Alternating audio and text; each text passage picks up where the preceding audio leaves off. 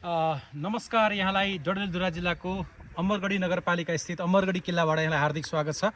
यो ऐतिहासिक स्थलमा म पुगेको छु र यो अमरगढी किल्ला धेरै पुरानो संरचनाहरू र बडा कलात्मक हिसाबले र एकदमै राम्रो तरिकाले ढुङ्गालाई मिलाएर चाहिँ यो किल्ला निर्माण गरेको छ। यसको बारेमा यहाँको रैथानी हुनुहुन्छ, म उहाँसँग थोरै कुराकानी गर्छु कि यसको ऐतिहासिक महत्त्व चाहिँ के हो र यो कति साल पहिले चाहिँ निर्माण भएको यो संरचना हो र यसको बारेमा अलिकति बताइदिनुहोस् न। नमस्कार, म सुरेश बहादुर थापा, यहाँ स्थानीय। अब हामीले सुनेअनुसार चाहिँ त्यसको यो सबै कुराको इतिहास पनि छ। अहिले लगभग यो 245 वर्षभन्दा पुरानो। यो पश्चिमी सीमा विस्तार गर्ने क्रममा बहादुर शाहको नायबी कालमा पश्चिमी सीमा यो विस्तार गर्ने क्रममा चाहिँ यसलाई एउटा भनौँ न सेफगार्डको रूपमा यो किल्लाको भोलिको दिनमा यो पश्चिमको सिमानाको सुरक्षाको लागि बनाइयो किल्ला हो। अब यसमा लडाइँ चाहिँ भएको होइन, तर के भने सुरक्षाको लागि चाहिँ यो किल्लालाई बनाइएको हो र एकदमै यो यसको बनावट अब यो कुनै पनि रूपमा परिवर्तन गरिएको छैन। जुन अवस्थामा त्यति बेला थियो अब त्यही अवस्थामा नै अहिलेसम्म यो बचाएर संरक्षण गरेर राखिएको छ। अझै पनि संरक्षणको धेरै अभाव भएको छ। अब दिन प्रतिदिन यो जिरो बन्दै गइरहेको छ। यी काठहरू पनि त्यति 245 वर्ष पुरानो नै हुन्छ। यो एकपटक चाहिँ 2054 सालमा त्यति बेला एकपटक चाहिँ यो बदलिएको हो, यसको रिपेयर भएको हो त्यति बेला।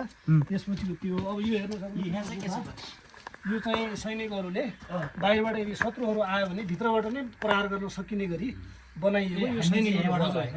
यो बन्दुकहरू यहीँ भित्रबाट बाहिरबाट हेर्दा यो भित्र देखिन्न र भित्रबाट हेर्दा सहजै बाहिर हिँड्ने मान्छेलाई हामी देख्न सक्छौँ।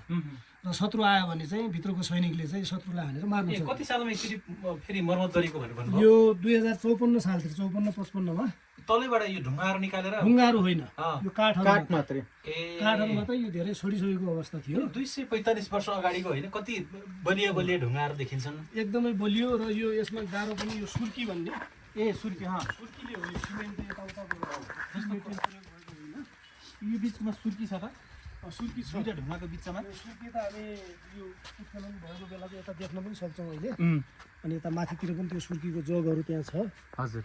र यो चुना र हजुर उसलाई के अरे इँटाको धुलो भिजाएर अब अहिले बनाउँदा पनि यो घर जुन देखिरहेको प्रयोग गर्नुभएको छ, यसमा पनि सुर्की नै प्रयोग हो। चुना र के भन्नुभएको? चुना र इँटाको धुलो, त्यो यहाँ यो बनाउने ठाउँ पनि छ।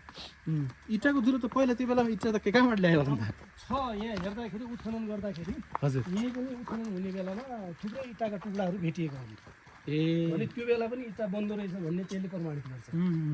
अब यो यसमा चाहिँ सुर्की बन्ने चुना हालेर त्यसपछि इँटाको धुलोहरू यसमा हालेर 10 दिनसम्म यसलाई गलाएर त्यसपछि त्यसैको यो गाह्रो बनाएर यो सिमेन्ट भन्दा पनि यो युगौँ युगसम्म चल्दो रहेछ यो। अब उसरी भन्दाखेरि सिमेन्टको आयु चाहिँ 100 वर्ष हुन्छ भन्छन्, तर यसको चाहिँ त्यो के मापदण्ड नै छैन। त्यसरी अब यो चाहिँ पोत घर हो। चुना भन्नाले कुन चुना? सेतो चुना। सेतो चुना। त्यो पनि थाहा भयो त्यति बेला पनि।